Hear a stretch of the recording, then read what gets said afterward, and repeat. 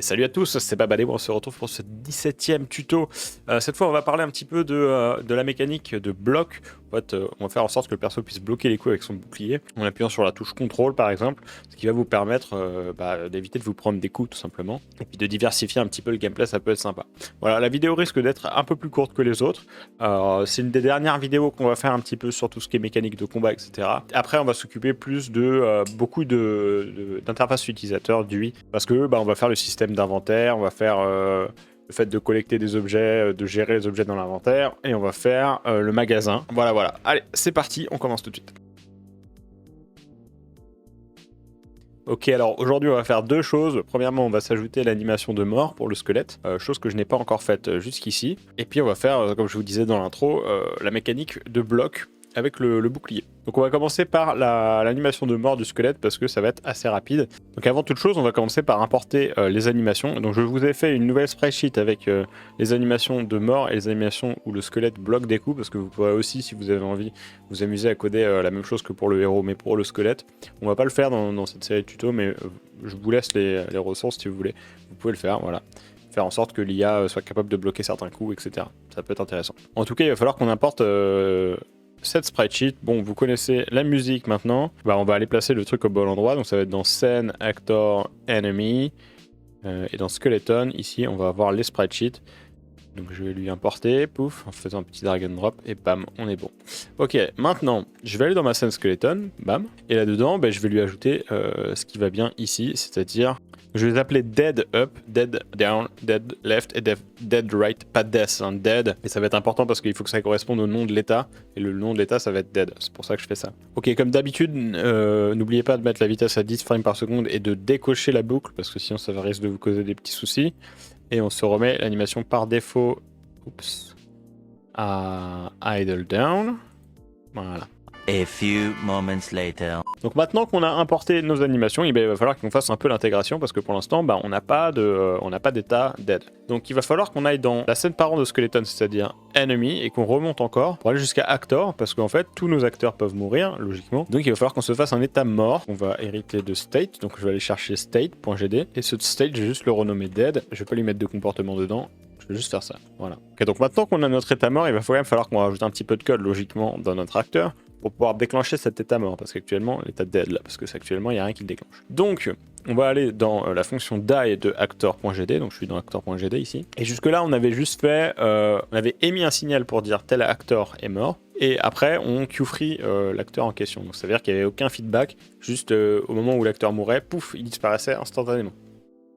Nous, ce qu'on va vouloir rajouter avant qu'il soit queue-free, c'est qu'ils se mettent dans l'état mort, parce que comme ça va nous permettre de déclencher l'animation qui correspond, c'est-à-dire l'animation de mort, mais dans la bonne direction, la direction dans laquelle il était en train de regarder. Donc on va peut-être déjà commencer par ça, en fait. Je vais faire state machine dans cette state, et là on va lui mettre dead.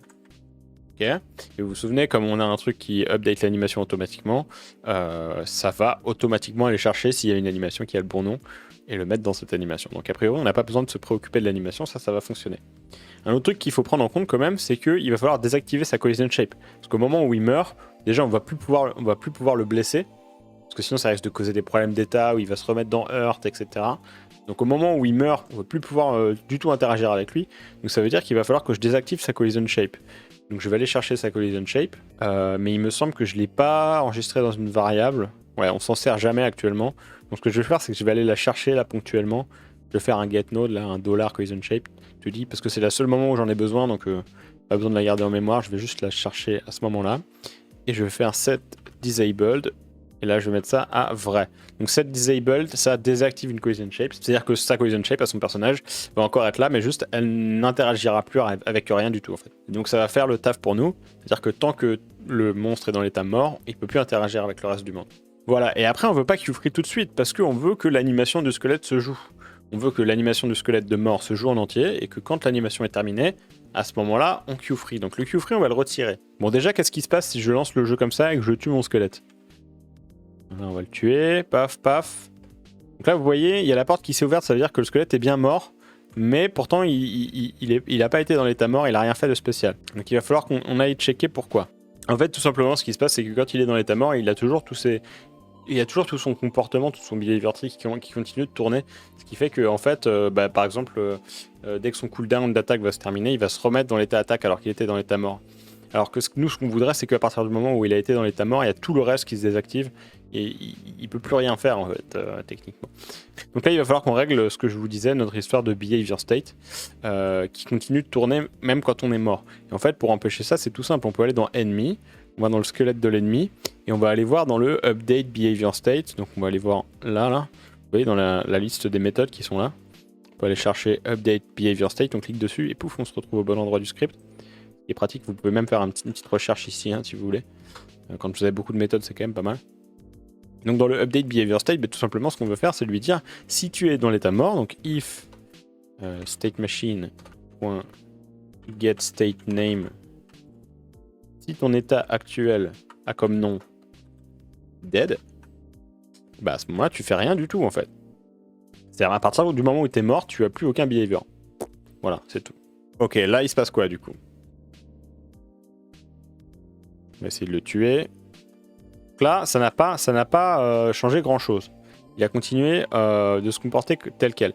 Mais c'est simple en fait, c'est parce que notre ennemi, vous voyez, il a son behavior tree, donc si je vous montre un petit peu ici, il a son behavior tree qui est Wander, Chase, Attack, Inactive. Et il se trouve que là, je l'ai blessé, et je l'ai blessé au moment où il m'attaquait, par exemple. Ou alors au moment où il était en train de me poursuivre. Mais ce qui fait qu'au moment où je le tue, son attaque, il est toujours dans le behavior tree Attack ou Chase ou Wander, etc. Et du coup, il continue de faire ce que je vous disais, c'est-à-dire, par exemple, quand le cooldown se termine, il va retenter de m'attaquer. Donc en fait, au moment...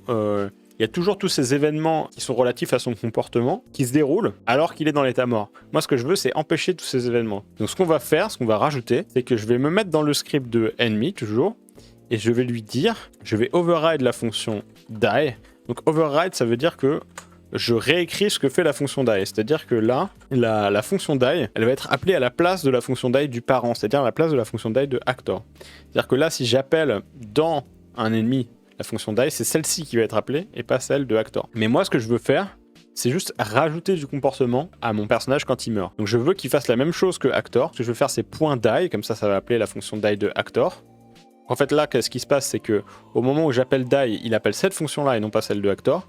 Mais là, comme je fais .die, ça appelle le die de actor. Ce qui va me permettre, en fait, de rajouter du comportement juste après, parce que ça va appeler celui de actor, et ensuite, ça va rajouter du comportement qui va être spécifique au squelette. Enfin, aux ennemis. Et donc ici, ce que je vais faire, c'est behavior tree, .set state, et je vais les mettre à inactive. Donc là, ce que je suis en train de faire, en fait, c'est juste de dire, si un acteur meurt, il va le mettre dans l'état mort, donc déjà, il va faire tout ce qui est feedback de mort, voilà. Donc ça, c'est le propre des acteurs. Vous voyez, quand un acteur meurt, il envoie un signal en disant que tel acteur est mort, il met l'acteur dans l'état dead, et après, il désactive sa cohesion shape. Voilà, ça, c'est dans le cas d'un acteur. Mais dans le cas d'un ennemi, en plus de ça, je veux rajouter le fait qu'il faut qu'il mette son behavior tree sur inactive, parce qu'en fait, il faut qu'il arrête d'avoir un comportement. Il faut que l'IA dise, bon c'est fini, je suis mort, je peux plus rien faire. Et là, si on teste, du coup, qu'est-ce qui se passe? J'essaye de tuer mon ennemi, pouf, pouf, pouf. Donc là, visiblement, je l'ai tué parce que la porte s'ouvre, mais ça n'a rien fait du tout. Donc il va falloir qu'on débug un petit peu, qu'est-ce qui est en train de se passer. Donc ce que je vais faire, c'est que je vais mettre un breakpoint, donc là, dans l'ennemi, au moment où il met le behavior state à inactive. Comme ça, on va voir s'il atteint ce point-là déjà. Est-ce qu'il appelle ou pas la fonction die? Mais a priori, il l'appelle puisqu'il a ouvert la porte. Là, vous voyez, il appelle la fonction set state inactive. Ça, il n'y a pas de souci. Donc là, on arrive bien au inactive. Ça fonctionne. Donc on peut remonter la pile des appels qui est ici. Donc la pile des appels, en fait, c'est l'ensemble des fonctions qui ont été appelées pour arriver jusqu'à ce point-là, en fait. Là, si on est arrivé jusqu'à ce point-là, c'est parce qu'on a appelé la fonction die. Mais qui a appelé la fonction die? C'est onHPChanged, tu vois, on peut remonter pour voir à quel endroit on a appelé la fonction die. Et qui a appelé la fonction onHPChanged? C'est setHP parce qu'il a émis le signal HPChanged. Donc là, on peut remonter tout le fil d'exécution, toute la pile des appels en fait. Donc ça, c'est hyper utile pour débugger, pour voir un petit peu ce qui se passe. Donc là, on sait que ça, c'est appelé dans le onHPChanged, qui est appelé dans le setHP, logique. Et donc si on remonte encore, c'est appelé dans hurt, parce que c'est logique, quand on se prend un coup, on est blessé, et donc on change les HP. Et donc si on change les HP, on va mourir. Et là, vous voyez, on arrive sur le nœud du problème, c'est que là, on se met dans l'état hurt. Quand on est blessé, on change les HP, on se met dans l'état hurt. Mais après, quand on change les HP, si les HP sont à 0, paf, on meurt. Donc en fait, ce qu'on fait, c'est qu'on meurt, on se met dans l'état dead, et juste après, on se met dans l'état hurt. Ce qui fait qu'en fait, l'état dead, on en sort très vite en fait. Donc ça pose un problème. Ce qu'il nous faudrait à nous, ça serait que le squelette soit blessé, il joue son feedback de hurt, et une fois que le feedback de hurt est terminé, là il te met dans l'état dead. Donc il va falloir qu'on déplace l'endroit où on déclenche die en fait. Il ne faut pas qu'on le déclenche dans le on HP changed. Donc ce que je vais faire, c'est qu'ici, je vais rien mettre du tout, je vais mettre pass, voilà. On va plus déclencher le die ici, on va le déclencher quand l'animation de hurt est terminée. Donc je veux savoir quand mon animation de hurt est terminée parce que j'ai le on animated sprite animation finished. Donc ça, c'était mis quand une animation se termine. Et ici, je veux savoir quand l'animation de hurt est terminée. Or, ça tombe bien, on a déjà une condition qui nous permet de faire ça, qui est là. Et là, ce qu'on faisait, c'est on le mettait dans l'état idle. Donc en fait, quand l'animation de hurt était terminée, on retournait dans idle. Nous, ce qu'on veut faire, c'est qu'il y a deux cas de figure en fait. Soit les HP sont à 0. On va faire if HP égale 0. À ce moment-là, on va faire die. Donc, tu as fait ton animation de hurt. Tes HP sont à 0. Bah, à ce moment-là, tu meurs. Logique. Et dans le cas contraire, si tes HP n'étaient pas à 0, bah, à ce moment-là, tu vas te remettre sur idle. Très bien. Et donc là, il se passe quoi? Et là, ça fonctionne. Du coup-ci, il est mort. Il est bien dans inactive. Et il est mort. Et je peux lui marcher dessus, ça veut dire que sa collision shape a bien été désactivée. Donc ici, ça fonctionne complètement. Et vous voyez, la porte s'est ouverte pour dire qu'on a tué tous les ennemis de la salle. Donc tout ça a fonctionné parfaitement. Maintenant, ce qu'on pourrait rajouter, c'est quand même que l'ennemi il disparaît au bout d'un moment. C'est-à-dire que je l'ai tapé, il est mort. Et bah, on va faire un fade au transparent. Il va devenir progressivement transparent. Et quand il a fini de devenir transparent, et ben on va le free, c'est-à-dire qu'on va le libérer de la mémoire. Comme ça va nous laisser un peu de place en mémoire. Et puis parce que s'il y a vraiment beaucoup d'ennemis dans la salle. Ou si on fait un mode où les ennemis arrivent en vague à l'infini, et ben on va avoir besoin de cette place dans la mémoire. Donc on va le supprimer de la mémoire au bout d'un moment. Donc ce que je vais faire, c'est que je vais rajouter un peu comme on a fait le hurt feedback, vous vous souvenez dans Actor, donc là je suis dans le script Actor, je vais chercher hurt feedback, tac, il est où le hurt feedback? Hurt feedback, il est là, un petit peu comme on a fait le flash blanc quand on se prend un coup. Ici on va faire à peu près la même chose, mais sauf qu'on va pas se servir du shader. Quand on meurt, on veut aussi un feedback, donc je vais faire une fonction qui est un peu l'équivalent de celle-là, mais pour la mort, donc je vais l'appeler death feedback. Ok. Et ici, qu'est-ce que je vais faire? Et ben, c'est ce que je vous disais, je vais faire changer la couleur progressivement vers le transparent, la couleur de mon ennemi en fait. Et pour ça, en fait, on a ce qu'on appelle le modulate, je vous ai déjà montré plusieurs fois, mais je vais vous remontrer, c'est-à-dire que c'est une des propriétés de tous les nodes 2D dans Godot. Donc on va sélectionner notre squelette, et ici, vous voyez, vous avez visibility, et là, vous avez modulate. Et le modulate, si vous le changez, ça va changer la couleur à laquelle va s'afficher votre sprite. Et ça tombe bien parce que vous pouvez changer chacun de ces paramètres indépendamment. Donc vous avez le rouge, le vert, le bleu et l'alpha. L'alpha, c'est la transparence, en fait, l'opacité. Et ici, donc nous, ce qu'on veut faire, c'est juste changer son opacité progressivement, pouf, pour le faire devenir transparent. Donc c'est ça qu'on va faire, on va se servir du twin comme de la dernière fois. Donc encore une fois, je rappelle, le twin, ça sert à faire des interpolations. Les interpolations, c'est en fait faire évoluer une valeur progressivement dans le temps avec une courbe donnée. Et ici, c'est ça qu'on veut faire exactement en fait. Donc ce que je vais faire, c'est simplement lui dire twin.interpolate property. Donc le interpolate property, je le rappelle, c'est comme dans le hurt feedback, vous pouvez vous mettre ça là pour regarder. Pour voir un petit peu, pour comparer. C'est la même chose, il faut qu'il ait un objet. Or, ici, notre objet, bah, c'est nous-mêmes, en fait, parce qu'on va changer le modulate du squelette.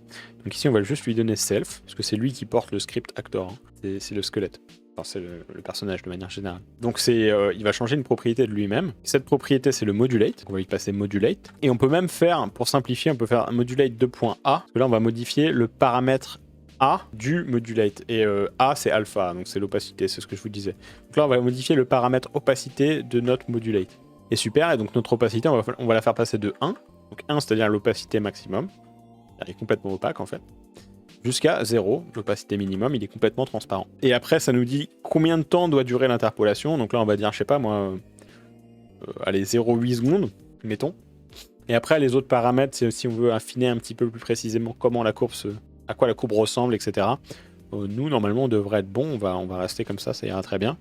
Et donc, on va faire twin.start, parce qu'une fois qu'on lui a donné une propriété interpolée, il faut quand même déclencher cette interpolation.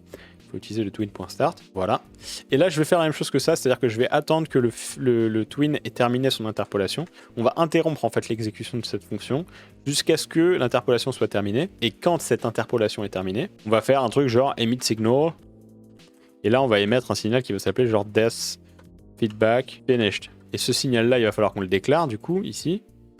Donc, je vais me faire un signal death feedback finished. qui va prendre aucun argument, donc je vais le laisser comme ça. Et donc j'ai plus qu'à connecter ce signal-là. Et ce que je vais faire, c'est que quand le signal Death Feedback Finished est reçu, c'est-à-dire que quand le squelette a joué son animation et qu'il est devenu complètement transparent, à ce moment-là, on va le Q-free en fait.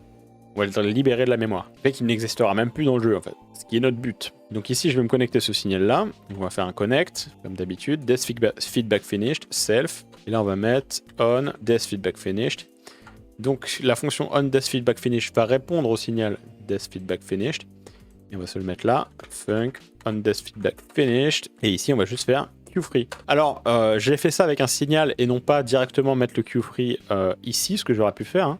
J'aurais pu mettre le Q-free directement dans le Death Feedback, mais c'est juste que c'est pas logique en fait, que le personnage meure dans son feedback en fait, enfin, dans la fonction qui est censée s'occuper du feedback. J'essaye de rester toujours sur une hygiène de code où une fonction a un seul but en fait. Et là, ma fonction, son but, c'est de faire un feedback visuel pour quand le personnage meurt. Et son feedback visuel, et le fait d'être libéré de la mémoire, ça correspond pas à son feedback visuel, c'est autre chose. Je veux le faire quand le feedback est terminé, mais c'est pas censé faire partie du feedback. Donc c'est pour ça que je sépare les deux. Donc voyons ce qui se passe là. Est-ce qu'il disparaît? Tac. Alors, il disparaît pas tout simplement parce que j'ai pas appelé le Death Feedback. C'est un problème classique chez moi. Je code des trucs et je les appelle pas. C'est assez classique. Bon, alors du coup, ce que je veux, c'est appeler ce truc-là à chaque fois qu'on en rentre dans l'état de dead, en fait. Donc, ce que je pourrais faire, c'est tout simplement dire dans die, tu vas m'appeler ça aussi. Voilà. Ok, on va le tuer. Et voilà, là, il est mort. Parfait. Donc ça marche parfaitement. C'était pour le feedback de mort, l'animation et le feedback de la mort des persos. Ce qui va quand même être vachement plus agréable dans le jeu de manière générale. Voilà, maintenant on va se faire le fait de bloquer les coups. Pour ça, il va falloir qu'on se rajoute une touche qui nous permette de déclencher le fait de bloquer des coups. Et alors, je vais choisir d'utiliser CTRL, mais vous pourriez mettre autre chose si vous en avez envie. Et pour ça, on va rajouter, une action. Ça se trouve là-dedans. Dans paramètres du projet, et là on va aller dans contrôle, et ici dans contrôle vous voyez il y a ce que Godot appelle des actions, et à chaque action correspond un ou plusieurs inputs, et en gros ce qui va se passer c'est que quand vous entrez l'un ou plusieurs de ces inputs, genre si vous entrez Enter ou Space, voilà, ou si vous entrez la touche A sur une Xbox ou la touche B sur une console Nintendo, va se déclencher l'action UI Accept. Et donc cette action UI Accept, vous allez pouvoir en faire quelque chose ensuite, dire si l'action UI Accept est enclenchée, faire telle chose. Voilà. Donc en fait, ça permet de grouper un certain nombre d'inputs et de faire quelque chose en fonction de s'il y a un de ces inputs qui est déclenché. Et en plus, le truc qui est bien, c'est que c'est reprogrammable. Parce que vous pouvez garder le même UI Accept et faire en sorte que le joueur change les inputs qui y correspondent. Donc c'est vachement puissant comme système. C'est le système qu'on utilise en général dans les jeux, mais là c'est built-in dans Godot, donc c'est cool. Donc ce qu'on va faire, c'est qu'on va se rajouter une action qui va s'appeler, pour l'instant on va juste l'appeler contrôle parce que c'est TRL, parce que voilà, ça ira très bien. Et à ça, je vais ajouter une touche physique. Alors l'avantage des touches physiques, vous avez deux trucs, vous avez les touches et vous avez les touches physiques. Les touches, ça correspond à la touche de votre clavier. Donc par exemple, si vous dites ma touche, ça va être la touche A, ça va correspondre à votre touche qui est sur un clavier AZERTY, la touche tout en haut à gauche, la touche A. Okay. Mais par contre, sur un clavier QWERTY, ça va plus marcher parce que la touche A n'est pas au même endroit. Par contre, touche physique, en fait, ça correspond non pas au nom de la touche, mais ça correspond à où est-ce qu'elle est placée sur votre clavier. Donc ici, si vous faites touche physique et que là vous mettez par exemple les ZQSD qu'on a sur AZERTY, c'est pas les mêmes ZQSD qu'on a sur QWERTY. Et donc là, si vous mettez des touches physiques et que vous mettez ZQSD, que vous soyez en AZERTY ou en QWERTY, ça va correspondre aux mêmes touches en fait sur le clavier. Ça va correspondre aux mêmes emplacements des touches. Ce qui fait qu'en fait, c'est vachement pratique pour internationaliser votre jeu. Et c'est un ajout qui a été fait dans la 3.4. Merci les développeurs de Godot. Les développeurs et les contributeurs de Godot. Merci pour le taf. Peu importe, ici on va se mettre contrôle. Voilà. Et donc maintenant je vais aller dans mon personnage, dans mon caractère. Donc je vais aller dans son script. Et ici il va falloir que je fasse quelque chose en fonction de quand il appuie sur la touche contrôle. Donc la touche qui correspond au fait de bloquer les coups. D'ailleurs on pourrait l'appeler, si vous voulez, on va la renommer.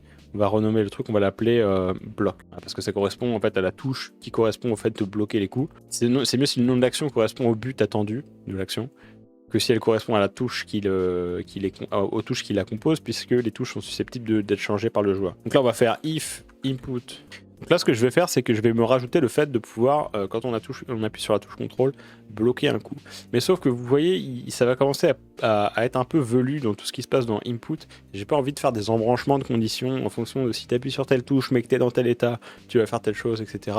là-dedans, parce que Input est juste censé dire, bah, si tu as telle touche qui est appliquée, tu fais telle chose. C'est tout. Donc ce que je vais faire, c'est que je vais me faire une autre fonction qui va s'appeler UpdateState. Voilà, qui va être là. Cette fonction UpdateState va contenir tout ça là.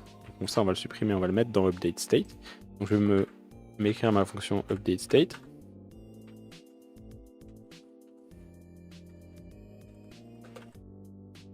Ici, on va se mettre ça. Donc là, on est revenu au même point de figure, au même cas de figure où on était juste avant. Donc là, maintenant, ce que je veux savoir, c'est si je suis pas en train d'attaquer et que j'appuie sur la touche contrôle, à ce moment-là, je veux bloquer. D'accord ? Parce que je veux bloquer seulement si l'animation d'attaque n'est pas en train de se jouer. Parce que sinon, si on appuie sur la touche contrôle au milieu de l'animation d'attaque, il va interrompre l'attaque pour bloquer le coup. Or moi, c'est pas ce que je veux. Je veux que l'animation d'attaque se joue jusqu'au bout, et une fois que l'animation d'attaque est terminée, si la touche contrôle est enclenchée, à ce moment-là, tu vas déclencher le fait de bloquer. Donc, je vais me rajouter ici if input.isActionPress et pas justPressed. Parce que justPress, ça le déclenche que quand tu appuies la première fois, alors que pressed le déclenche tant que tu maintiens enclenché. Et ici, la touche contrôle pour bloquer un coup, on va la maintenir enclenchée tant qu'on veut bloquer. Donc le joueur va en fait maintenir la touche contrôle enclenchée tant qu'il veut bloquer, il va la lâcher, ça va arrêter de bloquer. Donc c'est bien pressed et pas justPressed. Donc si on maintient la touche contrôle enclenchée, c'est-à-dire la touche qui correspond à l'action block, à ce moment-là, on va faire stateMachine.setState.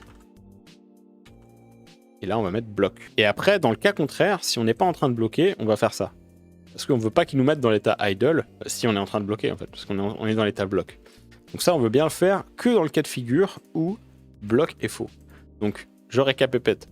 Si on n'est pas en train d'attaquer, il y a 3 cas de figure. Soit on est en train d'essayer de bloquer et à ce moment-là, on se met dans l'état bloc. Soit on n'est pas en train d'essayer de bloquer et à ce moment-là, il y a 2 cas de figure. Le premier, on bouge pas, on se met dans idle. Le deuxième, on bouge, on se met dans move. Donc avant toute chose, ce qu'on va faire, c'est qu'on va se rajouter l'état bloc. Donc dans la state machine de acteur, attention de acteur et pas de caractère, parce qu'on veut pouvoir rajouter l'état bloc, par exemple, à notre squelette. Donc, je vais me rajouter ici un state qui va s'appeler bloc. Non, pas black, bloc. Pas black bloc, hein, bloc. Et ensuite, on va se rajouter un autre état que je vais appeler pari. Vous allez voir qu'il y a une différence entre les deux. Alors, c'est quoi la différence ? Bloc, c'est il met son bouclier devant lui pour bloquer un coup, mais il n'a pas encore reçu de coup. Il est juste en train d'essayer de bloquer un coup. Alors que pari ça veut dire parer, hein. Parer un coup. Alors que pari, ça va être le fait de, au moment où tu reçois le coup, tu vas jouer l'animation qui correspond au fait de recevoir le coup en étant bloqué. C'est-à-dire de bloquer le coup en fait, de parer le coup. Donc il va y avoir 2 animations différentes, une pour bloquer et une pour parer. C'est pour ça que j'ai 2 états. Bon, maintenant il faut que je m'importe mes sprites qui correspondent à tout ça. Donc, on va faire ça vite fait. Vous allez voir que dans la setpack, encore une fois, je vous ai rajouté les trucs qui correspondent. Donc on a bien blockearth.png. On l'a déjà, je crois d'ailleurs, celle-là. Attendez. Regarde bien blockearth.png. Oui, on a déjà la sprite on n'avait juste pas ajouté les animations. J'avais le earth qui était bon, mais j'avais pas le bloc. Donc je vais me rajouter ça. On va avoir block down. Voilà. Je vais mettre 10 sans boucle. Et là, on va s'importer donc à ça. Caractère, sprite, bloc. Voilà. Et donc ici, on a 1, 2, 3, 4, 5, 6, 7, 8 en horizontal et 4 en vertical. Voilà. Donc je veux ici juste récupérer celle où il bloque. Donc la frame où le personnage bloque, c'est celle-ci. Et je vais mettre que cette frame-là, parce qu'en fait, toutes les autres frames correspondent au fait de parer un coup.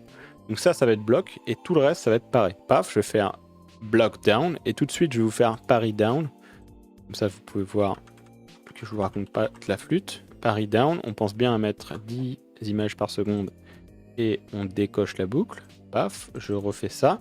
Et ici, je vais mettre donc tout ce qui se correspond au fait de parer le coup. Paris. Donc ça va correspondre à l'état pari. Et l'autre, block down, va correspondre à l'état bloc. Okay, je vais faire ça dans toutes les directions. Donc je mets une petite ellipse. A few moments later. Donc voilà, j'ai importé toutes mes animations. On a parry down, parry left, parry right, parry up et pareil avec bloc. Je vais me remettre mon animation par défaut à idle down, paf, comme d'habitude. Voilà, là on est bon. Et donc maintenant on va pouvoir finir de coder ce qu'on était en train de faire. À savoir que donc on a fait le déclenchement de l'état bloc, ça c'est cool. Donc déjà essayons ça. Est-ce qu'il se met bien dans la position de bloc quand on appuie sur CTRL?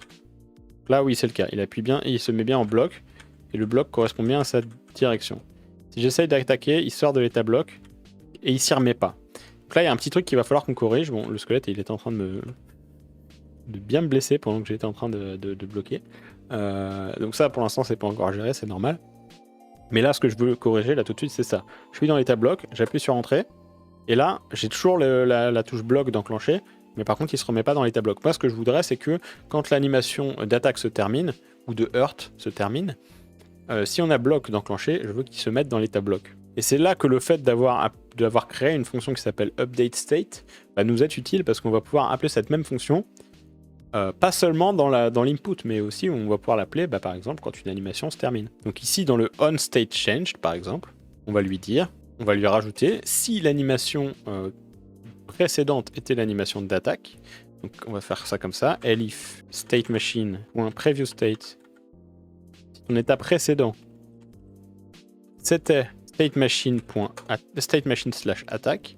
Donc en fait, si ton état précédent c'était l'état attaque et que tu viens de changer d'état, et à ce moment-là, il va falloir que tu updates ton état parce que ça veut dire que potentiellement tu es en train de bloquer.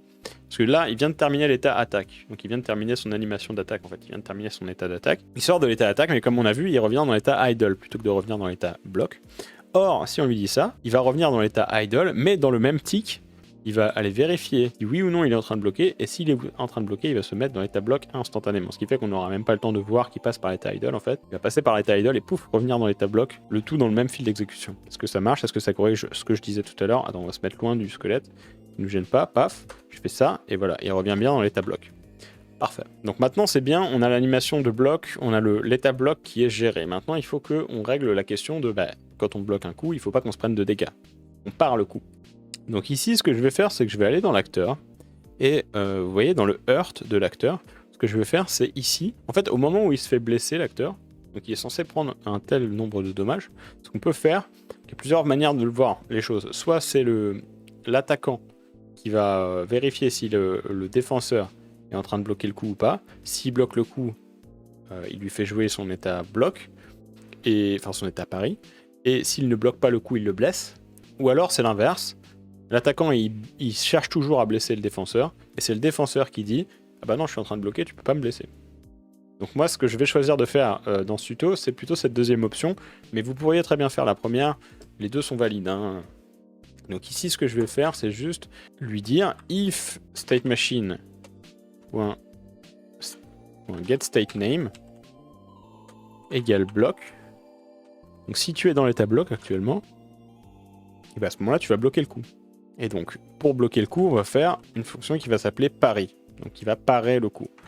Et donc, on va créer une nouvelle fonction pari, func pari, qui va rien renvoyer du tout, et qui va juste actuellement donc nous mettre dans l'état pari. Donc ici, ça va juste faire stateMachine.setState pari. Ok, mais par contre, on veut pas faire le reste, parce qu'on veut pas qu'il subisse de dégâts.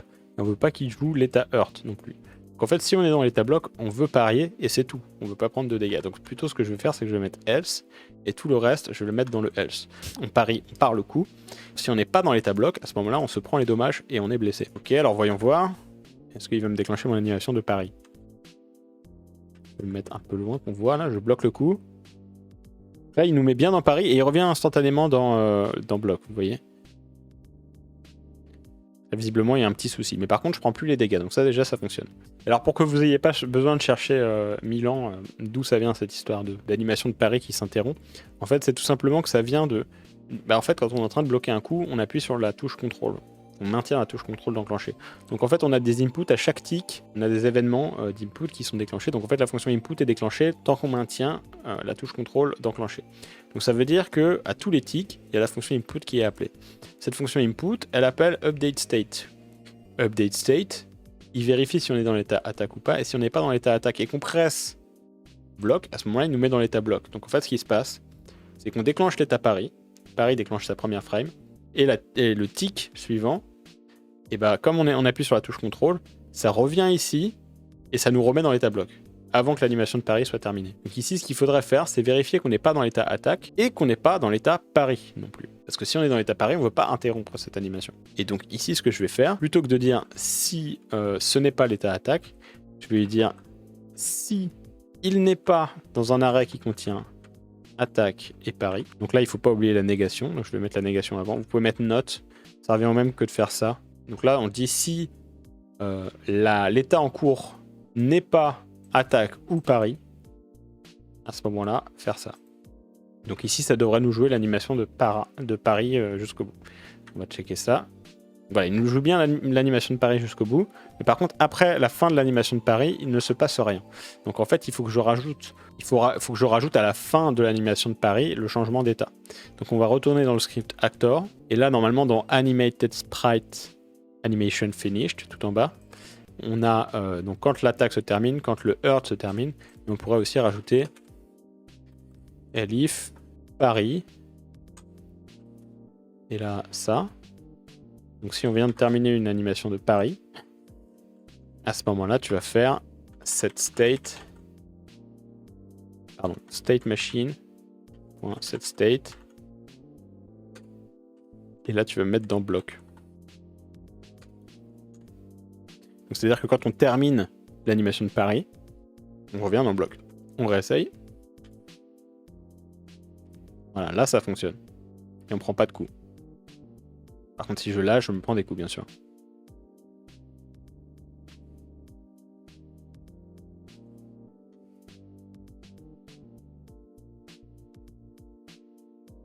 Et voilà.